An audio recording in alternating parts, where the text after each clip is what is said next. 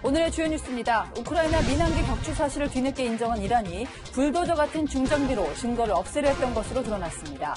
이 사건으로 이란 내 반미 시위는 반정부 시위로 바뀌었고 이란 대통령은 피해국인 캐나다 등에 사과했습니다. 정의용 국가안보실장이 북미 사이 문재인 대통령의 가교 역할을 강조했다가 하루 만에 북한에게 주제넘게 끼어들지 말라는 면박을 당했습니다. 보수 야당은 북한 짝사랑이 부른 외교 참사라며 비난했고 청와대는 침묵했습니다. 진보 성향인 현직 부장판사가 추미애 법무부 장관의 취임 후 첫 검찰 인사를 강하게 비판했습니다. 권력을 쥐고 있는 정권이라도 법질서 위반 의혹이 있다면 조사를 받는 게 법치주의라며 이른바 윤석열 사단 해체는 헌법 정신에 정면 배치된다고 주장했습니다. 서울의 한 아파트 단지에서 노후 엘리베이터 교체를 위해 관리비가 인상되자 1층 주민이 소송을 냈습니다. 엘리베이터를 쓸 일이 없기 때문에 다른 세대와 똑같은 금액을 부담할 수 없다는 취지였는데 법원은 이 주민의 손을 들어줬습니다. 뉴스 시작합니다. 거짓말이 수습할 수 없을 정도에 이른 나라, 이란 소식입니다. 민항기 격추 사실을 숨긴 것도 모자라 이란 정부가 비행기 잔해를 불도저로 밀어버린 사실까지 들통나면서 이란 내에서는 반미 시위 대신 반정부 시위가 늘고 있습니다. 증거 인멸까지 한 정부를 두고 이게 나라냐? 이란 국민들이 들고 일어선 겁니다. 만약 이 사태로 온건파 입지가 강해진다면 미국과의 관계도 달라질 수 있습니다. 첫 소식 한수아 기자입니다. 번쩍하며 섬광이 일어나더니 비처럼 떨어지는 불붙은 파편들. هواپیما رو معلوم نیست رو هوا زدن یا خورد زمین. محمود آباد شهریار. 176명의 생명을 앗아간 처참한 격추 사고 직후 이란 당국이 여객기 잔해를 불도저로 밀어버린 사실이 드러났습니다. 최근 합류한 우크라이나 수사관들이 불도저 바퀴 자국이 선명한 사진을 공개한 겁니다. 사흘간 격추 사실을 숨긴 이란 정부는 뒤늦게 사과했습니다. ضمن ابراز تأسف شدید همدردی دولت ایران را به ملت‌ها، دولت‌ها و خانواده‌های قربانیان غیر ایرانی تقدیم می‌نمایم. 그러나 국내외 여론은 싸늘하기만 합니다. 테헤란에선 희생자 유족들과 대학생들이 시위를 벌였습니다. 솔레이마니 사망 이후 도심을 메웠던 반미 시위가 반정부 시위로 바뀐 겁니다.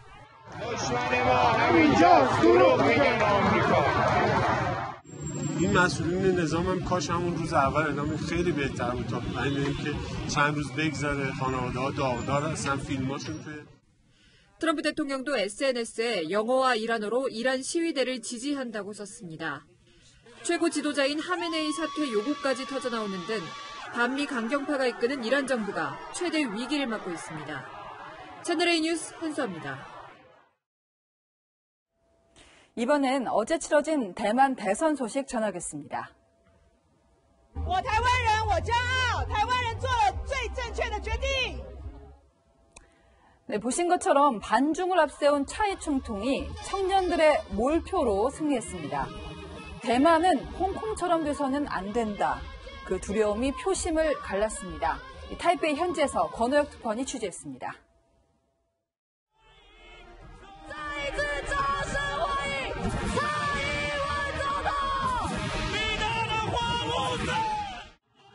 환호성이 울려 퍼지는 가운데 대선에 성공한 차이 총통은 중국을 향한 메시지로 승리 소감을 밝혔습니다. 这次的选举结果是台湾人民的声音，是民主的声音，全世界都听到了。我相信对岸也听到了。 차이 지지자들은 홍콩 시위대의 상징이 된 5개 손가락을 펼쳐들며 민주화 시위에 연대감을 표시했습니다. 네, 이곳 카페에선 홍콩과 대만의 청년들이 모여 개표 방송을 함께 보고 있습니다.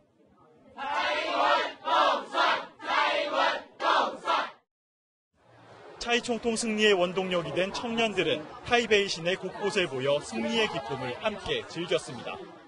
对我们来说是还没有出生之前的那些前辈争取到的，所以我们想要守住他们一直以来努力的先血，我们也想要保守住我们现在看起来理所当然的自由民主这样。 미국과 중국의 반응은 엇갈렸습니다. 폼페이오 국무장관은 민주주의 힘을 증명했다며 차이 총통의 당선을 반겼습니다. 차이 총통의 연임에 중국은 분열을 시도하지 말라며 경계하는 반응을 내놨습니다. 대만이 중국의 일부임을 분명히 한 겁니다. 양원관계 긴장이 높아질 것임을 예고하는 대목입니다. 타이베이에서 채널A 뉴스 권호혁입니다. 북한과 미국을 중재하는 가교 역할을 한다고 강조해왔던 우리 정부. 하지만 북한으로부터는 설레발, 호들갑, 자중해라, 참혹한 면박만 당했습니다. 북한 짝사랑이 부른 외교 참사라며 보수 야당은 일제히 청와대를 비난했습니다. 강병규 기자입니다. 이틀 전 정의용 국가안보실장이 방미 성과로 내세운 건 문재인 대통령의 메신저 역할이었습니다. 김정은 위원장 생일에 대한 덕담을 하면서 그 메시지를 우리 문 대통령께서 김정은 위원장께 꼭 좀 전달해 줬으면 좋겠다. 그런데 북한은 이미 트럼프 대통령 친서를 받았다며 설레발, 호들갑이란 조롱과 함께 바보 신세되지 않으려거든 자중하라고 경고했습니다. 북미 중재자 역할을 강조하려다 하루 만에 낯뜨거운 면박을 당한 겁니다. 보수 야당은 북한 짝사랑이 부른 외교 참사라며 청와대를 비난했습니다. 떡 줄 사람은 생각도 안 하는데 혼자 김칫국만 마시는 우리 정부의 짝사랑도 이 정도면 중증입니다. 해가 바뀌어도 차도를 보이지 않는 중병입니다. 스토킹의 데이트 폭력 수준입니다.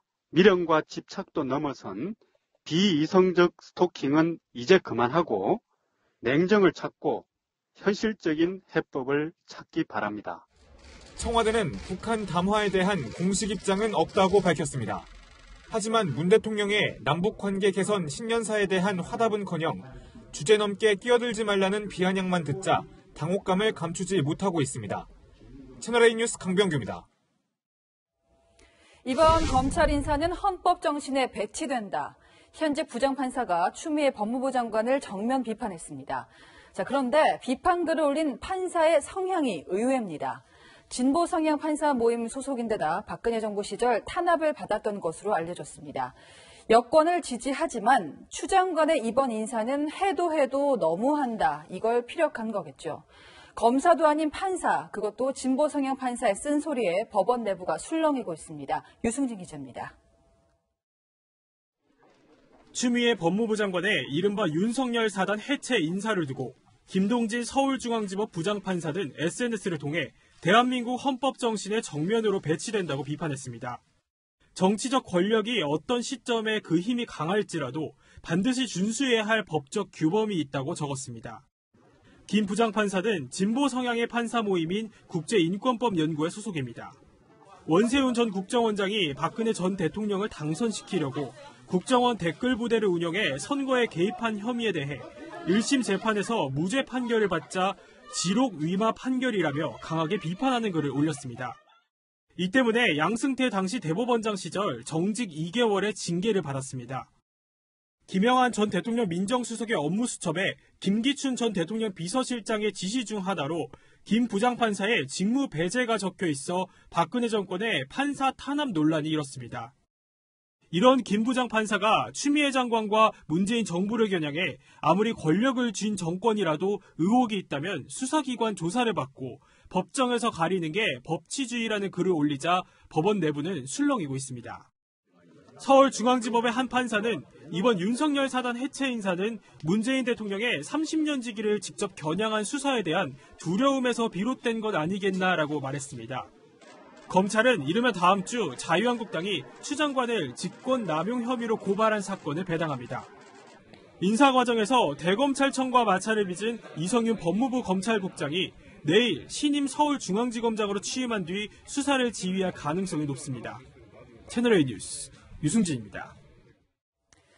자, 그렇다면 청와대가 울산시장 선거에 어느 선까지 개입했는지 윤석열 검찰총장이 과연 밝혀낼 수 있을까요? 채널A 취재 결과 검찰 수사팀이 매우 중요한 증거를 찾은 것으로 확인됐습니다. 이 단서를 가지고 어떻게 퍼즐을 맞춰갈지가 수사의 성패를 가를 텐데 시간이 너무 촉박합니다. 수사팀은 해체될 위기에 처했고 청와대까지 압수수색을 거부하고 사실상 일주일, 남은 시간은 단 일주일뿐입니다. 백승호 기자입니다. 청와대의 선거 개입 의혹을 수사 중인 서울중앙지검 수사팀은 이성윤 법무부 검찰국장의 서울중앙지검 취임 하루 전인 오늘 주말을 반납하고 출근해 수사에 속도를 냈습니다. 법무부에 따르면 이번 주 중간 간부 인사로 윤석열 사단을 2차 해체할 가능성도 커 막판 총력전에 나선 겁니다. 윤석열 검찰총장은 한창 일해야 할 중간 간부 인사가 걱정이라며 흔들림 없는 수사를 당부한 것으로 전해졌습니다. 특히 검찰은 송병기 울산시 경제부시장의 업무 수첩에 한병도 전 대통령 정무수석의 이름이 3차례 넘게 등장한 사실을 확인한 것으로 전해졌습니다. 공천, 선거운동 지원 관련 기록에 한 전 수석의 이름이 적혀 있어 청와대 수사 확대가 불가피하다는 판단입니다. 하지만 검찰 내부에선 이성윤 국장이 취임하면 수사팀과 마찰을 빚을 것이란 관측이 나오고 있습니다.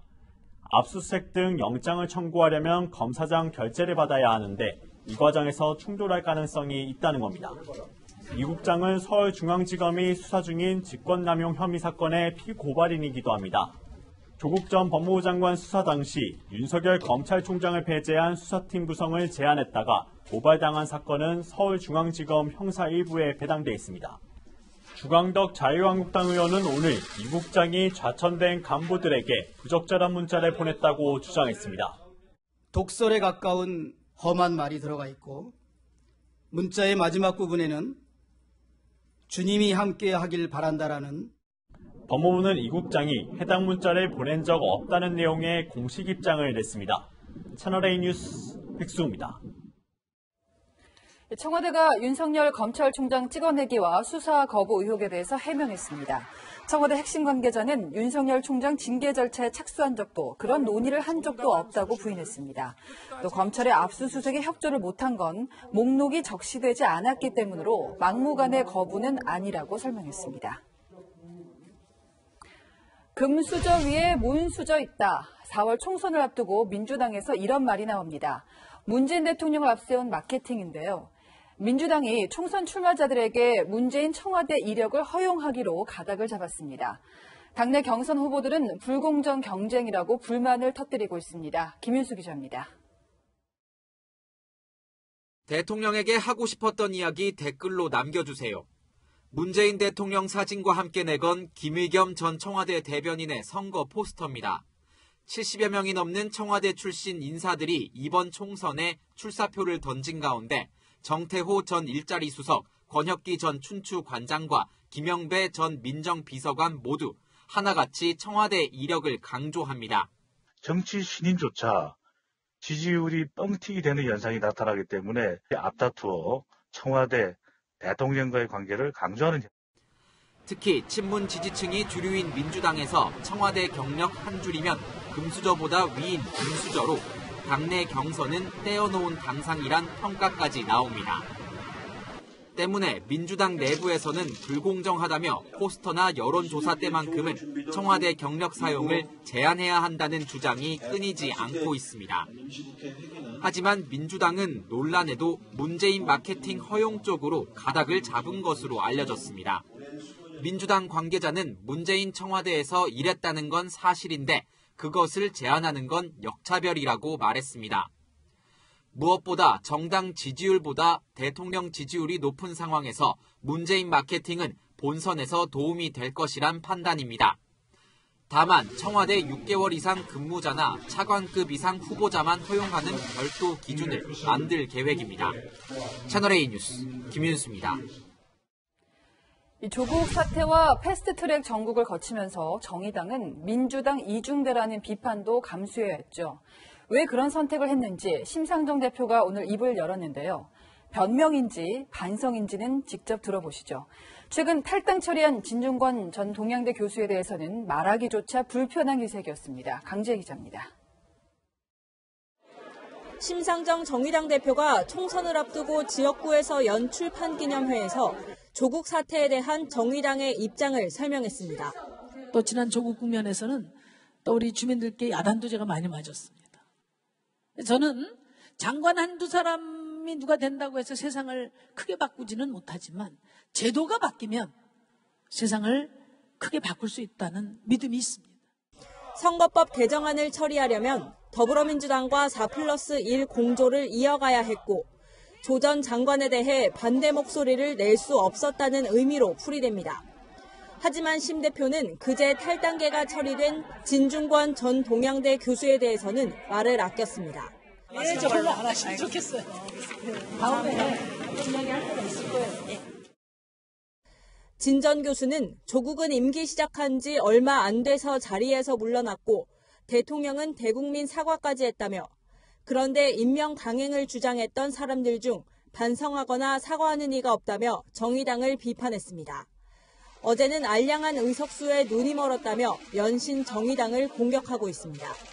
정의당 창당 멤버였던 진 전 교수는 지난해 9월 조국 사태 때 탈당계를 냈다. 심상정 대표 등의 만류로 뒤늦게 철회했지만 이번에는 서로 돌아올 수 없는 강을 건넜다는 평가입니다. 채널A 뉴스 강지입니다.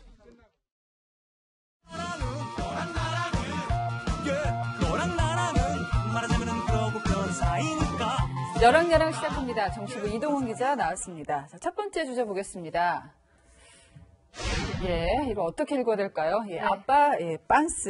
네. 자, 문희상 국회의장의 아들 문석규 씨 얼굴이죠? 네, 문희상 국회의장의 장남 석균 씨가 네. 어제 출판 기념회를 열었습니다. 석균 씨는 이번 총선에서 아버지의 지역구인 의정부 갑에 출마할 예정인데요. 네. 그 석균 씨가 낸 책의 제목이 그 집 아들입니다. 그 집 아들. 네. 그러니까 문희상 의장의 아들이라는 건데 세습 공천 논란을 의식하는 것 같아요. 네, 석균 씨는 세습 공천 논란이 억울했나 봅니다. 네. 아빠 찬스는 단호히 거부하겠다고 했는데 직접 들어보시죠. 나이가 50이 돼서 세습이니 그냥 아버지의 뜻으로 그냥 하는 것 같이 말씀하시면 정말 섭해요. 저도 이제 혼자 쓰려고 하고 있거든요. 저는 아버지의 길을 걸을 겁니다. 근데 아빠 찬스는 단호히 거부하겠습니다. 네, 어제 열린 북콘서트에는 정치 신인임에도 불구하고 3,000명 넘는 지지자들이 모였습니다.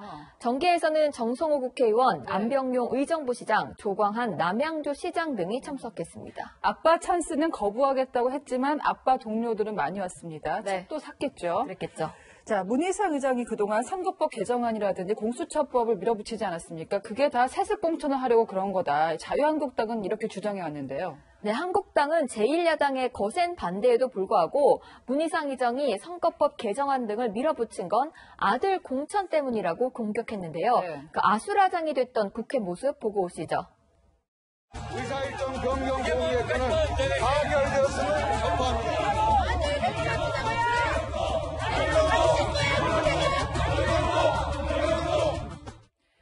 네, 이걸 비판하는 목소리가 나왔죠, 또. 네, 진중권 전 동양대 교수가 연일 민주당을 때리고 있는데요. 진 전 교수는 오늘 원래 아빠가 입었던 거라면 아빠 팬티다. 지역구가 아빠가 갖고 있던 거라면 아빠 찬스라고 일침을 날렸습니다. 어제는 이 봉토 세습이라는 말을 했잖아요. 네. 그러니까 봉건주의 시대 같은 세습이다 이렇게 지적을 한 건데 오늘은 또 속옷 얘기까지 해가면서 공격을 했습니다. 네. 다음 주제 보겠습니다. 네, 저도 좀 놀랐는데 조국 노회찬 묘소 참배. 네. 그 조국 전 장관이 오늘 그 노회찬 전 정의당 의원의 묘역을 참배했는데 이걸 또 한 언론사가 찍었더라고요. 네, 두문불출하던 조국 전 장관이 오랜만에 네. 모습을 드러냈습니다. 박종철 열사 33주기 추모식을 맞아서 마석 모란공원을 찾았다가 노회찬 전 의원의 묘역까지 찾은 것으로 보입니다. 노회찬 전 의원의 생전에 두 사람이 인연이 있었잖아요. 네, 조국 전 장관은 2012년 총선 때 노 전 의원의 후원회장을 맡았는데요. 네. 2014년 노 전 의원이 동작을 재보궐에 출마했을 때 조국 전 장관은 이렇게 말했습니다. 한 사람을 선택해서 전체 판을 바꿀 수 있는 신의 한 수가 필요하다. 요즘 영화 제목이더만요. 저는 노회찬이야말로 동작은 물론이고 대한민국을 바꿀 수 있는 신의 한 수다. 네, 지난 2018년 대통령 민정수석 시절 조 전 장관은 노 전 의원이 별세하자 빈소를 찾아 오열하기도 했습니다. 네. 오늘 묘역을 참배하길래 어떤 입장을 밝힐 건가 했더니 그렇진 않았어요. 네, 조 전 장관은 재판 준비는 잘 돼가냐는 질문에는 네라고 짧게 대답했습니다. 방문 이유에 대해선 공적 행사가 아니라 대학 후배들과 같이 왔다. 항상 오는 길이다라며 말을 아꼈습니다. 자, 그런데 말이죠. 이게 우연의 일치인지 모르겠지만 마침 어제 진중권 전 교수가 정의당을 탈당을 하면서 노회찬 의원이 살아계셨다면 나와 함께 했을 것이다. 내 편을 들어줬을 것이다. 이런 취지의 발언을 했단 말이에요. 네.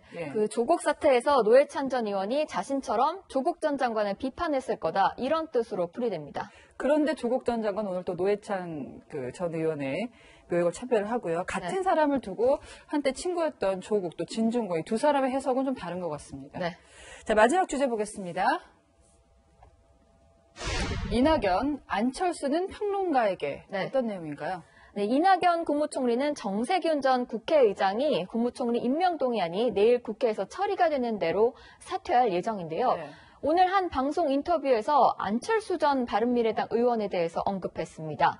이 총리는 정계 복귀를 선언한 안철수 전 의원이 제3지대를 공략할 것 같은데 어떻게 보느냐는 질문에 평론가들이 말씀하시는 것이 좋겠다고 했습니다. 평론가들과 내 생각이 같다 이 뜻이겠죠? 그 대체적으로 평론가들은 안 전 의원의 정치적 진로에 대해서 긍정적으로 보진 않는 분위기인데요. 이낙연 총리도 안 전 의원의 제3지대 공략이 쉽지 않을 거라고 보는 것 같습니다. 이낙연 총리가 말을 잘하기로 좀 유명한데 이렇게 자기는 비판하지 않으면서 은근히 비판하는 그런 느낌이었습니다. 안 전 의원이 그 종로에서 이낙연 총리랑도 붙을 수도 있을까요? 시나리오인데요. 이 시나리오는 안 전 의원이 반문을 앞세운 보수 대통합에 합류하는 걸 전제로 하는 겁니다. 안 전 의원은 지난 9일 신년 영상평지에서 이렇게 말했습니다. 이미지 조작에만 능하고 국민보다 자기 편 먹여 살리기에만 관심 있는 낡은 정치가 있는 겁니다. 네, 종로에서 이낙연 총리와 황교안 한국당 대표의 빅매치가 성사될 거란 예상이 나오는데요.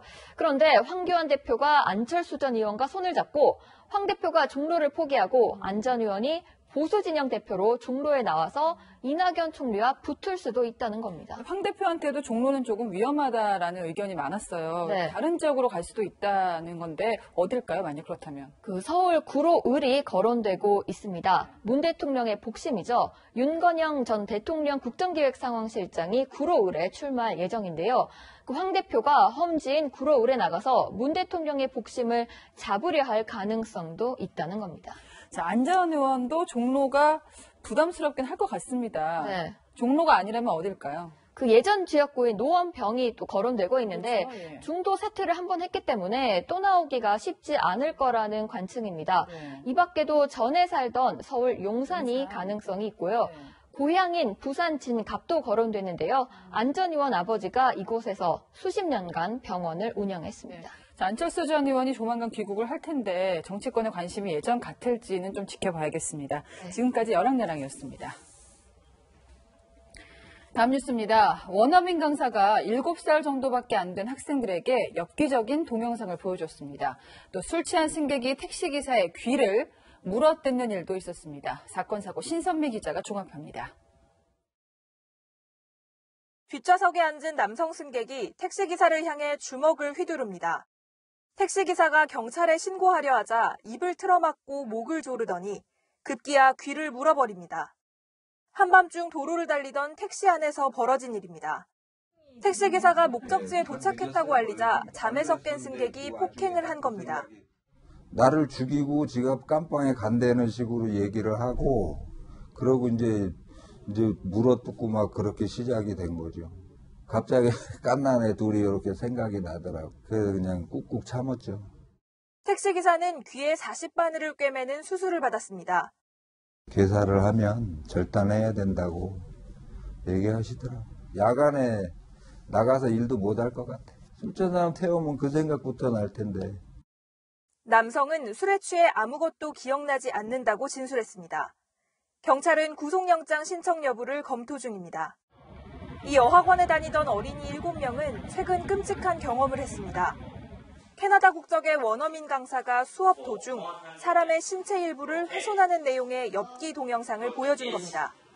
아이들로부터 이런 사실을 들은 부모들이 경찰에 신고했고 경찰은 강사를 입건해 조사를 벌이고 있습니다. 강사는 영상을 보여준 사실은 인정하면서도 의도성은 없었다고 부인하고 있습니다. 사람 고기도 먹냐 이런 얘기가 나온 것 같아요. 그러니까 이제 이 선생이 유튜브 통해서 그 자료 검색해가지고 보여주게 된 거지요. 세종시교육청도 해당 어학원에 대해 조사에 착수하기로 했습니다. 채널A 뉴스 신선미입니다. 멋진 공원을 품은 대단지 아파트 단지가 개똥 때문에 갈등을 겪고 있습니다. 개방된 아파트 산책로에 이웃개는 출입금지라는 현수막이 붙어서인데요. 자, 어느 쪽 의견이 옳은지 여러분도 판단해 보시죠. 서상희 기자입니다. 서울 잠실의 아파트 단지 입구입니다. 외부인이 아파트 단지 안에서 반려견과 함께 산책하는 것을 절대 금지한다는 내용의 현수막이 걸려 있는데요. 이 아파트에 무슨 사정이 있는 건지 살펴보겠습니다. 이 아파트 단지 또 다른 입구, 외부 반려견은 들어오지 말라는 안내판도 세워져 있습니다. 단지 안 산책로에 배설물이 늘자 반려견을 동반한 외부인의 출입 자체를 막은 겁니다. 외부에서 들어와서 배설물들이 있으면 많아지니까 그런 문제도 좀 생기고 했었거든요. 많이 없어요. 이제 못 쓰는 게 아니고 저희는. 바로 옆 아파트 단지에도 산책로에 외부 반려견 출입금지 현수막을 걸었습니다. 피가 좀 따라서 마음대로 산책하려고 한다니까. 하지만 일부 주민들은 아파트 단지 안 누구에게나 개방돼야 할 공공시설인 근린공원이 있다며 공원으로 통하는 길을 막은 건 문제라고 지적합니다. 공개된 공간이니까 산책하지 못하게 하는 건 좀 너무하다고 생각합니다. 막아달라, 개방해라 각각의 민원에 구청도 검토에 나섰는데 아파트 내부 도로는 사유지이기 때문에 아파트 출입 제한을 막을 방법이 없다는 입장입니다. 공공시설로 이어지는 길을 사유지로 볼 수 있는지를 둘러싸고 주민들 갈등의 골만 깊어지고 있습니다. 채널A 뉴스 서상입니다. 멀쩡한 터미널 건물을 놔두고 컨테이너 박스 안에서 추위에 덜덜 떨면서 버스를 기다려야 하는 곳이 있습니다. 어떤 사연인지 김태영 기자가 취재했습니다. 대합실과 버스 승강장이 텅 비었습니다. 매표소는 잠겨 있고 임시 터미널 안내문만 붙어 있습니다. 하루 400대 넘는 시외버스가 오가던 터미널이라곤 믿기 힘들 정도입니다. 갈등은 터미널 사업자가 버스 업체들에 배분해야 할 승차권 대금을 2년 넘게 주지 않으면서 시작됐습니다. 이용객이 줄면서 적자가 누적됐다는 이유였습니다. 반발한 버스 업체들이 승차권 탑승을 거부하고 현금만 받으면서 승객들의 불만이 속출했습니다. 실수해서 거슬러 줄 때도 있었고 약간 현금으로 타시는 분들이 되게 줄지어서 계속 기다려야 되니까 표를 받지 못하게 하고 현금으로 받으라 그러는데 현금으로 받는데 아주 머리가 쥐가 나는 거야. 승차권 발매는 얼마 전 재개됐지만 승객들은 인근의 컨테이너로 마련된 임시 정류소에서 버스를 타야 하는 불편을 겪고 있습니다. 거리가 좀 멀어지니까 그게 좀 불편하죠. 그리고 다 썰고 지금 현재 이 거리가 낯서니까 다니던 길이 아니니까. 음성군이 정상화 방안을 마련할 것을 요구하고 있지만 터미널 측은 영업이 어렵다며 대책 마련에 소극적입니다. 채널A 뉴스 김태형입니다. 이 목 디스크 수술을 받았는데 시력을 잃었습니다. 얼마나 기막히고 억울했을까요? 한 남성이 병원을 상대로 법정 싸움을 벌여 병원 과실임을 인정받았습니다. 이다혜 기자가 단독 보도합니다. 이 50대 남성은 지난 2015년 유명 대학병원에서 목 디스크 수술을 받았습니다. 그런데 멀쩡했던 눈이 수술 직후 보이지 않았습니다. 당시 병원 측은 수술 도중 혈액덩어리가 시신경을 막아 생긴 합병증이라고 설명했습니다. 최선을 다했는데 치료나 복구가 안 된다는 식으로 이제 얘기하더라고요. 내가 이제 앞에 안 보인단 말이구나. 나한테 이제 거의 모든 게 끝나는 건데. 심한 충격에 정신과 치료까지 받았던 남성. 의료 과실을 따져보기 위해 이듬해 소송을 제기했습니다. 그런데 진료 기록과 신체 감정 등을 확인하는 과정에서 뜻밖의 사실이 드러났습니다. 당초 사고 원인으로 언급됐던 혈액덩어리는 발견되지 않았고 안구가 수술용 받침대에 눌려 시신경이 손상됐다는 사실이 확인된 겁니다. 목 디스크 수술의 경우 가운데가 뚫린 받침대로 얼굴을 지탱해 안구에 압박이 가는 것을 방지합니다. 가장 기본적인 안전관리가 제대로 안 돼 시력을 잃었다는 생각에 남성은 분노를 감추지 못합니다. 얼굴 받침대가 고정이 안 되고 눈을 장시간 눌렀기 때문에 그렇게 됐다. 그때서야 이제 실체를 아는 거죠, 이제. 어이가 없었죠, 어이가. 다른 신체 부위를 이제 다치지 않도록 이제 안전 관리를 잘 해야 되는데 잘 못했고 그 과정에서 이제 지시신경이 손상되었던 거 조금 이례적이에요. 1심 재판부는 병원 책임이 크다고 판결했지만 지난해 12월 열린 2심에선 의료진이 예측하기 어려운 사고였다며 책임 비율을 낮췄습니다. 남성은 판결에 불복해 대법원에 상고했습니다. 채널A 뉴스 이다혜입니다. 봉준호 감독의 영화 기생충을 조만간 미국 드라마로 만나볼 수 있게 됐습니다. 내일 발표되는 아카데미상 후보에 오를지도 관심입니다. 이현영 기자입니다. 칸 영화제 황금종려상을 시작으로 미국 골든글러브 외국어 영화상까지 한국 영화 신기록을 써내려가는 기생충이 미국 드라마로 만들어집니다. 배급 사인 CJ E&M 관계자는 아직 최종 사인을 하진 않았지만 HBO와 드라마화를 사실상 합의했다고 밝혔습니다. HBO는 왕자의 게임과 체르노빌 등을 만든 미국의 유명 케이블 채널. 기생충은 칸 영화제 이후 해외에서 리메이크 제안이 쏟아졌고 글로벌 기업인 넷플릭스도 관심을 보였지만 최종 선택은 HBO였습니다. 기생충이 미드로 제작되면 봉준호 감독이 책임 프로듀서로 참여하게 됩니다. 앞서 봉 감독은 언론 인터뷰에서 드라마 제작 소식을 언급하면서 캐릭터에 대해 풀어내지 못한 이야기를 할 수 있을 것이라고 말하기도 했습니다. CJ E&M 측은 영화 빅쇼트와 바이스를 연출한 애덤 맥케이 감독도 봉 감독과 함께 참여할 것이라고 덧붙였습니다. 기생충은 다음 달 열리는 제92회 미국 아카데미 시상식에서 주요 부문 후보로 거론되는 상황. 아카데미 최종 후보는 우리 시간으로 내일 밤 발표됩니다. 한국 영화 100년 역사상 아카데미상 수상은 물론 후보에 오른 작품은 하나도 없습니다. 한편 기생충은 다음 달 영국에서도 개봉을 앞두고 있는데 현지 배급사는 아카데미상 트로피를 숨겨놓은 재치 있는 포스터를 공개하며 수상을 기원했습니다. 채널A 뉴스 이현영입니다.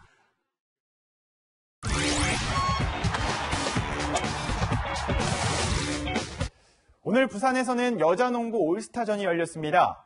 MVP에 선정된 박지수는 경기 중 춤을 추다 레드카드를 받기도 했는데요. 뜨거웠던 현장을 김민곤 기자가 다녀왔습니다. KB스타즈의 박지수. 한 골 넣고 춤 한 번 추더니 또 한 골 넣자 무리수를 둡니다. 오늘 하루 상대편이 된 소속팀 안덕수 감독을 앞에 두고 댄스를 하다 결국 레드카드를 받습니다. 흥미로운 이벤트도 많았습니다. 올스타 선수가 직접 뽑은 16살 농구 팬도 선수들과 함께 뛰었고 진짜 잊지 못할 오늘이 될 것 같고요. 뭔가 선수들이 기회를 많이 만들어주셨는데 그만큼 못 넣어서 조금 아쉬운 것 같아요. 3점슛 대회에선 느리메미약 두산의 유희관이 깜짝 등장했습니다. 속사포로 슛을 시도했지만 한 번 제구력이 흔들리자 체면을 구겼습니다. 아쉬운 부분이 있어요. 너무 아쉽고 한 10점 정도는 늘 자신 있었는데 자기 하는 일을 가장 열심히 해야 되는 거 맞는 것 같고요. 올스타 선수들은 농구 꿈나무들을 찾아 같이 시간도 보냈는데 학생들은 감격에 벅차 눈물까지 흘렸습니다. 팬들과 함께여서 더욱 뜨거웠던 여자농구. 심층의 눈길 속에 팬들의 마음을 사로잡기 위한 여자농구의 노력이 계속됩니다. 부산에서 채널A 뉴스 김민곤입니다. 지금까지 스포츠 뉴스였습니다. 남유진 캐스터 날씨 전해주시죠. 한동안 기승을 부렸던 미세먼지는 사라지고 내일부터는 예년 수준의 겨울 추위가 찾아오겠습니다. 주 중반까지는 이렇게 서울이 영하 5도의 기온 분포 보이겠고요. 특히 내일 아침에는 바람도 조금 더 강해서 체감상 추위가 더 심하겠습니다. 또 일부 중북부 지역은 기온이 영하 10도 이하로 떨어지는 곳도 있으니까요. 옷차림 따뜻하게 챙겨 입으시기 바랍니다. 내일 하늘은 대체로 맑겠고 대기질도 깨끗하겠습니다. 다만 구름대의 영향으로 오늘 밤부터 새벽 사이는 제주 산지에 내일 새벽부터 낮 사이에는 충남 서해안과 호남에 눈이 조금 내리겠습니다. 한편 강원 영동과 경상 해안의 대기는 무척 메말라 있는데요. 앞으로 건조한 지역이 더 확대될 걸로 보이니까요. 화재 예방에 각별히 유의해 주셔야겠습니다. 내일 아침 기온 살펴보겠습니다. 서울이 영하 5도, 철원이 영하 9도, 대구 영하 2도에서 출발하겠고요. 낮 기온은 서울이 1도, 세종 2도, 대구 5도로 오늘보다 조금 낮겠습니다. 화요일에 전남과 경남, 제주도에 눈비가 내리겠고요. 당분간 예년 수준의 겨울 날씨 보이겠습니다. 날씨였습니다. 시니어 모델로 인생 2막을 연 최순아 씨. 1943년생인 그녀는 1억 원을 지인에게 떼이고 생계를 위해 간병일을 하다 72살에 모델이 됐습니다. 대단하죠? 요즘 사람 나이는 옛날 사람과 똑같이 쳐서는 안 되고 살아온 횟수에 0.7을 곱하는 게 제 나이다. 고 박안서 작가의 나이 셈법인데요. 그러니까 80세는 56세, 70세는 49세. 정확한 근거나 데이터는 없지만 제 나이에 0.7을 곱해보니까요. 제가 늘 최면을 거는 나이 20대가 나옵니다. 우리나라 65세 이상 고령 인구가 800만 명을 넘었습니다. 아이들은 줄고 노인이 늘어가는 대한민국. 고령 사회를 대비한 국가 차원의 노력도 필요하지만 더 중요한 건 주름이 생기지 않는 마음이 아닐까도 생각해봅니다. 누구나 좋든 싫든 더해가는 나이테. 내 나이가 어때서 제가 제 나이를 떠올릴 때마다 혼자 불러보는 노래인데요. 자, 여러분의 마음 나이는 몇 살인가요? 뉴스에 마칩니다. 주말은 조수빈입니다.